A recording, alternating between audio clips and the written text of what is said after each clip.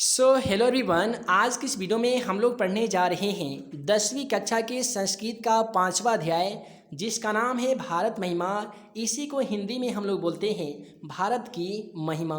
तो आज की इस वीडियो में हम लोग इस पाठ में स्थित सभी श्लोकों का सिंपल तरीके से अर्थ जानेंगे। साथ ही दिए गए श्लोकों का व्याख्या किस प्रकार से एग्जाम के पेपर में किया जाता है, व्याख्या भी इसी वीडियो में हम लोग जानेंगे। तो आप सभी को मालूम होगा कि जिस भी पाठ की हम लोग शुरुआत करते हैं तो उस पाठ का सबसे पहले हम लोग पाठ परिचय जानते हैं। तो आइए इसका भी हम लोग पाठ परिचय जान लेते हैं। दोस्तों, यह पाठ जिसका नाम है भारत महिमा में भारत के महत्व का वर्णन के संबंध में पुराणों के 2 पद तथा आधुनिक पद के 3 पद दिए गए हैं। हमारे देश भारतवर्ष को प्राचीन काल में इतना ज़्यादा महत्व दिया गया है, इतना ज़्यादा महत्व दिया गया है कि देवतागण भी यहाँ पे जन्म लेने के लिए तरसते थे। इसकी प्रकृति सूक्ष्म, अनेक प्रदूषणकारी एवं विध्वंसक क्रियाओं के बाद भी अनुपम है। इसका निरूपण इन पदों में प्रस्तुत होता है। अब यहीं से आपका चैप्टर की शुरुआत होता है, जिसका नाम है भारत महिमा। महिमा के माने तो बड़ाई तथा गौरव होता है। अब यहाँ पे आपका बुक का पहला लाइन कहता है कि अस्माकम देशः। अस्माकम का हिंदी अर्थ होता है हमारा, हमारी, हमारे। देशा का मतलब होता है देश, यानी हमारे देश। भारतवर्ष मिति कथ्यते, यानी हमारे देश को भारतवर्ष कहा जाता है। अस्य महिमा सर्वत्र गीयते। अस्य का मतलब होता है इसका या इसकी। महिमा के मतलब बड़ाई, गौरव। और यहाँ पे सर्वत्र का मतलब होता है सभी जगह। गीयते का मतलब गाई जाती है। इसको हम बोल सकते हैं कि हमारे देश को भारतवर्ष कहा जाता है। इसकी महिमा सभी जगह गाई जाती है। उसके बाद में कहता है पाठे अस्मिन। पाठे अस्मिन का हिंदी अर्थ होता है इस पाठ में विष्णु पुराणात भागवत पुराणात च प्रथम द्वितीय च क्रमशः पदम गृहीतम अस्ति। यानी इस पाठ में विष्णु पुराण एवं भागवत पुराण से क्रमशः प्रथम और द्वितीय पद लिया गया है। अवशिष्टानि पद अन्य दक्षेण निर्मीये प्रस्तावितानि भारतम प्रति भक्ति अस्माकं कर्तव्य रूपेण वर्तते। यानी बचे हुए अन्य पद को निर्माण कर प्रस्तुत किए गए हैं। भारत के प्रति भक्ति ही हमारा सबसे बड़ा कर्तव्य है। यानी इस श्लोक के माध्यम से आप सभी को आसान भाषा में बताया गया है कि जितने भी भारत में रहने वाले जितने भी जनतागण हैं, इन सभी लोगों को भारत के प्रति भक्ति करना चाहिए, यानी भारत की महिमा को गानी चाहिए। इसके बाद में कहता है कि गायन्ति देवा किल गीतिकानि धनयास्तु ते भारत भूमि भागे सवर्गा पवर्गा अस्पद मार्ग भूते भवन्ति भूया पुरुषा सुरत्वात्। इसका हिंदी अर्थ होता है कि देवता लोग गीत गाते हुए कहते हैं कि वे लोग धन्य हैं जिनका जन्म भारत देश में हुआ है। यह भूमि स्वर्ग और मोक्ष प्राप्त करने के योग्य साधन के रूप में है, इसलिए यहाँ पे जन्म लेने वाले को देवता के समान कहा गया है। तो यहाँ तक आप सभी इसका हिंदी अर्थ तो जान ही गए हैं। अब आइए आप सभी को बता देते हैं कि इसका व्याख्या आप सभी किस प्रकार से करेंगे। तो आप यहाँ पे लिखेंगे कि प्रस्तुत श्लोक हमारी पाठ्य पुस्तक संस्कृत के 5वां अध्याय भारत महिमा पाठ के विष्णु पुराण से संकलित है। इसमें भारत देश की विशेषताओं के बारे में कहा गया है कि यह देश धरती पर स्वर्ग के समान माना जाता है। गुणाकर का कहना है कि यह भूमि स्वर्ग और मोक्ष प्राप्त करने वाली है। यानी यह भारत की भूमि एक ऐसी भूमि है जहाँ पे स्वर्ग की प्राप्ति होती है, यहीं से मोक्ष की प्राप्ति भी की जा सकती है। यहाँ जन्म लेने वाले जितने भी मानव जाति के लोग होते हैं वे देवता तुल्य माने जाते हैं, क्योंकि यहाँ राम कृष्ण जैसे देवताओं की जन्म ग्रहण यह सिद्ध कर दिया है। इसलिए इस देश में जन्म लेने वाला को देवता के रूप में माना जाता है। अब आइए इसी प्रकार से इस पाठ में स्थित अगला श्लोक को हम लोग जान लेते हैं। अगला श्लोक आपका कहता है अहो अमीषाम किमकारी शोभनम प्रसन्न एषास विद्युदूत स्वयं हरि यजर्णं लब्धं ऋषि भारताजिरे मुकुंद दशे पवयकम अस्पृहाहीन। दोस्तों, अब इसका हिंदी अर्थ जान लीजिए कि देवता लोग इस देश के गुणगान करते हुए कहते हैं कि अहो ईश्वर के द्वारा कितना सुंदर बनाया गया है। जिसमें मनुष्य भारत भूमि पर हरि के सेवा योग बन जाता है। मेरी भी इच्छा भारत भूमि पर जन्म लेने को है, अर्थात जिस पर ईश्वर की कृपा बनी होती है वहीं भारत भूमि पर जन्म लेते हैं। यानी कुल मिलाकर इस श्लोक के माध्यम से बताया जाता है कि वे लोग धन्यवाद के पात्र होते हैं, वे लोग बहुत ही ज़्यादा खुशनसीब होते हैं जिनका जन्म जो है वो भारत की मिट्टी पर होती है, यानी भारत माता के गोद में होती है। अब इसका आसान भाषा में व्याख्या किस प्रकार से कीजिएगा तो आप बता दीजिएगा कि प्रस्तुत श्लोक कक्षा 10वीं के संस्कृत, या आप ऐसे बोल सकते हैं कि प्रस्तुत श्लोक हमारी पाठ्य पुस्तक संस्कृत के 5वां अध्याय भारत महिमा पाठ के भागवत पुराण से संकलित है, या भागवत पुराण से उद्धृत है, या आप बोल सकते हैं भागवत पुराण से लिया गया है। और इस पाठ के माध्यम से हमें बताया गया है कि भारत देश बहुत ही ज़्यादा महान है। गुनाकर का कहना है कि भारत ही एक ऐसा देश है जहां भगवान भी बार बार जन्म लेने की इच्छा को प्रकट करते हैं। इस देश में जन्म लेने वाले जितने भी मनुष्य होते हैं ना, ये सभी मनुष्य धन्यवाद के पात्र होते हैं, क्योंकि श्री हरि के सेवा के इच्छुक होते हैं। जिन लोगों ने यहाँ पे जन्म लिया है उन्हें स्वयं भगवान भी है, उनमें ही स्वयं भगवान बसते हैं। इन्हीं विशेषताओं के कारण देवता लोग इस देश का काफ़ी ही ज़्यादा गुणगान करते हैं। उसके बाद में अगला श्लोक कहता है, इयं निर्मला वत्सला मातृभूमि प्रसीदं सदा भारतं वर्षमेत विभिन्ना जना धर्म जाति प्रभेदै रिहैकत्वभावं वहन्तो वसन्ति।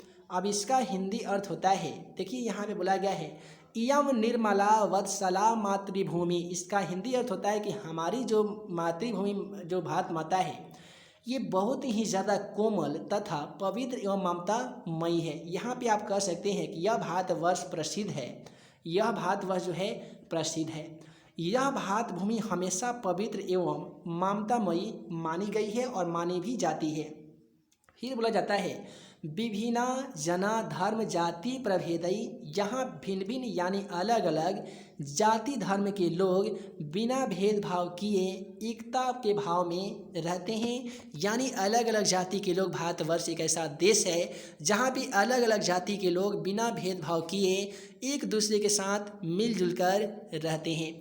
अब इसका आसान भाषा में व्याख्या कैसे कीजिएगा तो आप कहिएगा कि प्रस्तुत श्लोक हमारी पाठ्य पुस्तक संस्कृत के 5वां अध्याय भारत महिमा से लिया गया है। इसमें भारत देश के विशेषताओं के बारे में बताया गया है।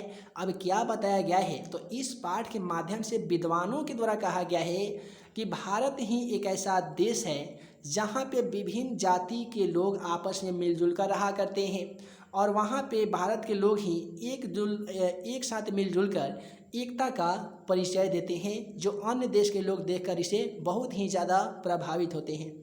यहाँ के निवासियों ने शत्रु के साथ मित्रता का व्यवहार किया है। अलग अलग जाति धर्म संप्रदाय के लोग होते हुए भी सभी आपस में भाई भाई के समान एक साथ मिलजुल कर रहते हैं।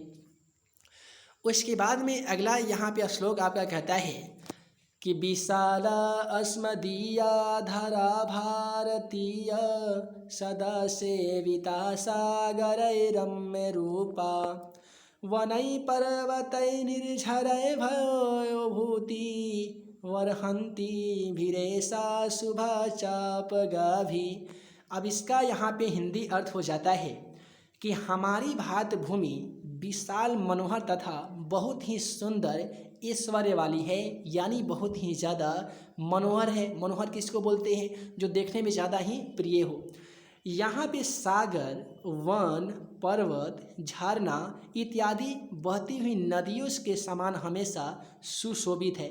कुल मिलाकर इस लाइन के माध्यम से आप सभी को बताया जाता है कि भारत भूमि जो है ना, भारत की जो मिट्टी है ये बहुत ही विशाल है, बहुत ही बड़ा है, ये देखने योग्य है, बहुत ही ज़्यादा देखने में प्रिय लगता है, बहुत ही ज़्यादा सुंदर है। और यहाँ पे अनेक सागर बहते हैं, अनेक वन है, अनेक पर्वत है, अनेक झरने भी बहती है, बहुत सारे नदियाँ भी बहती है, जिसको देखने के बाद लगता है कि वाकई में भारत की जो मिट्टी है ना, ये मानो तो स्वर्ग का एक टुकड़ा जैसा हिंदुस्तान देश है। अब इसका आसान भाषा में आप व्याख्या कैसे कीजिएगा? तो आप यहाँ पे कहिएगा कि प्रस्तुत श्लोक हमारी पाठ्य पुस्तक संस्कृत के 5वां अध्याय भारत महिमा पाठ से लिया गया है। इतना तो आप कर ही सकते हैं। उसके बाद में आप कहिएगा कि इसमें भारत की विशालता एवं प्रकृति संपदा के संबंध में प्रकाश डाला गया है। आसान भाषा में कहे तो इस श्लोक के माध्यम से भारत की विशालता यानी भारत की बड़ाई एवं प्रकृति संपन्न जो भी वस्तुएं, जो भी संसाधन हमारे देश में स्थित है, उन्हीं के संबंध में यहाँ पे बहुत सारी जानकारी दी गई है। क्या दी गई है?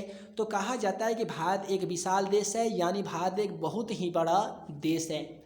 इसके उत्तर में हिमालय पर्वत प्रहरी के समान है, दक्षिण में हिंद महासागर पांव पखार रहा है, गंगा यमुना तथा ब्रह्मपुत्र जैसे नदियाँ अपने जल में यहाँ की भूमि को सींचती हुई निकलती है।